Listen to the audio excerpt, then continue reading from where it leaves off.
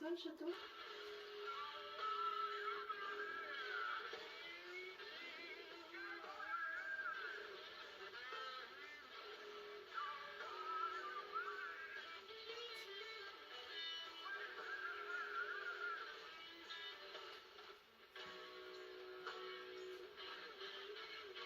Ouais, Émeric, on est tellement content d'être avec toi, ici, dans ce coquet jardin à la française.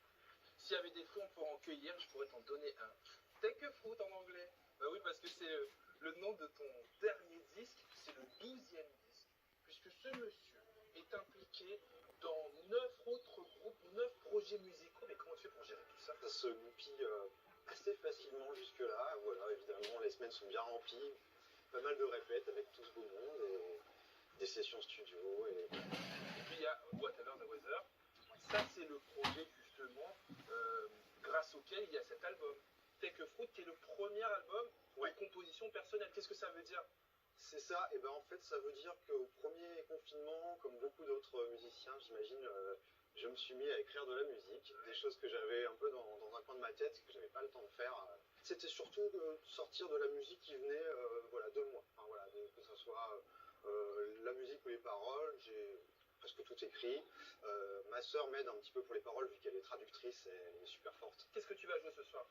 Je vais vous jouer Only a Boy, c'est ma sœur qui a écrit ce texte. Elle vit au Mexique et donc elle a écrit ce texte en référence en fait aux jeunes qui appartiennent à des gangs et qui se retrouvent très très jeunes plongés en fait dans le crime. Ouais.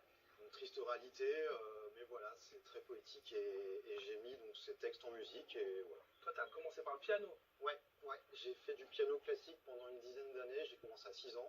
Et comment tu passes à la guitare?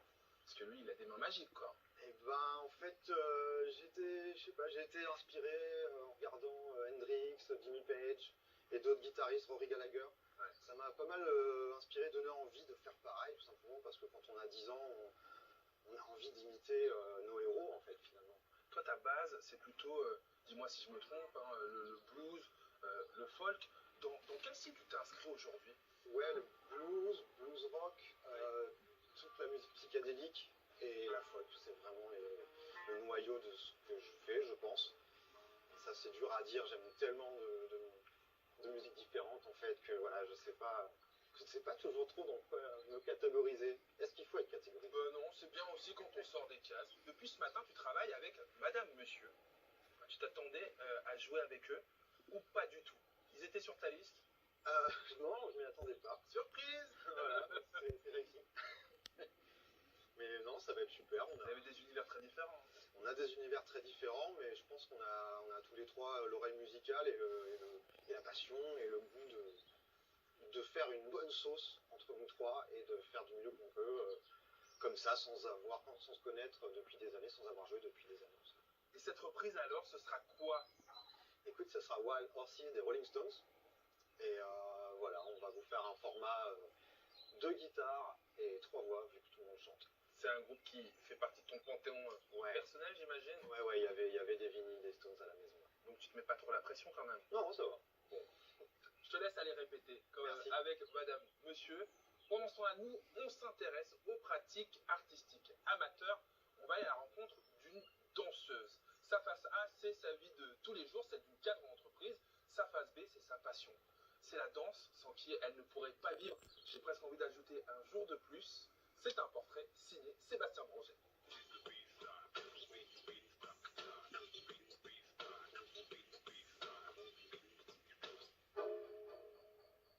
Je m'appelle Isabelle Cotevel, je travaille dans l'industrie et ça fait quand même 28 ans que j'y suis.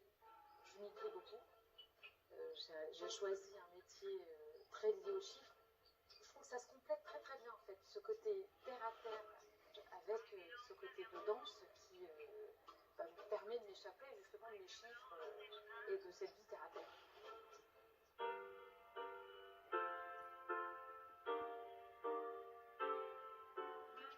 J'ai commencé d'abord par la danse classique, j'avais 6 ans.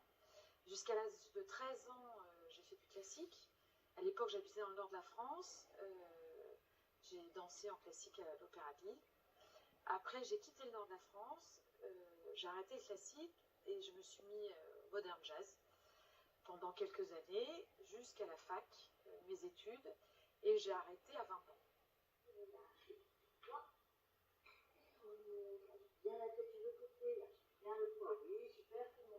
Quand je suis dans ma vie à la maison, au travail, j'ai quand même l'impression d'avoir une tête qui se coupe du corps. Et quand je viens à la danse, ça se reconnecte. Et ça, c'est vraiment un grand plaisir. De sentir mon corps vivant, finalement. Je vais avoir 58 ans et j'ai beaucoup moins mal partout, paradoxalement, qu'il y a 20 ans quand je faisais pas de danse. Et ça, c'est vraiment... ça me fait un bien fou, quoi. Ça me fait vraiment beaucoup de bien.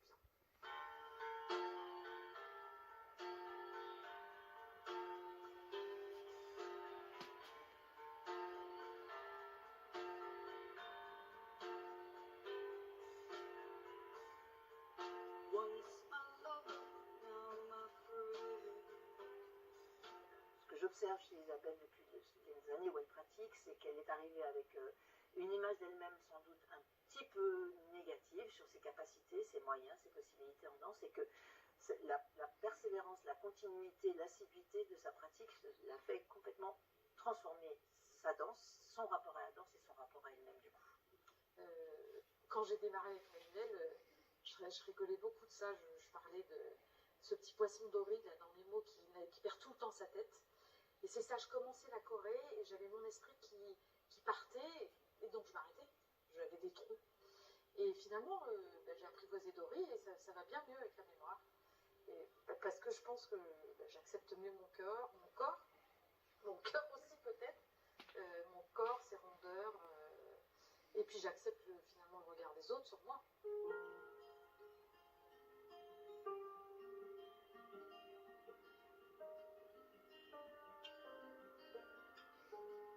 Pour moi, c'est plus un art qui met quand même le corps en mouvement. Suivant les chorégraphies sur lesquelles on va travailler.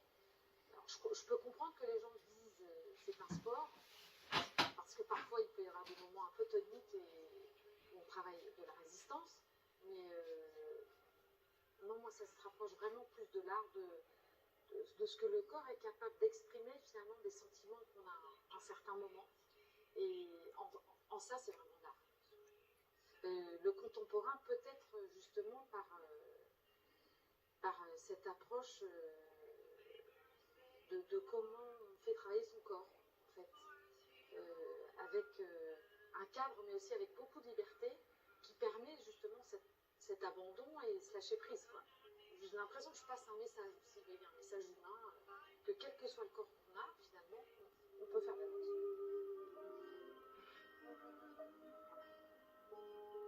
Music evolution change. Sometimes they come and make it sound strange. Add a little this, take out a little that, because it is a new format. Music evolution change. Sometimes they come and make it sound strange. Add a little this, take out a little that, then you'll come up with that jazz or rap. Where is that? Bring it back, because it is a new format. Music evolution change. Sometimes they come and make it sound strange. Add a little this, take out a little that, then you'll come up with that jazz or rap. Where is that? Bring it back, because it is a new format.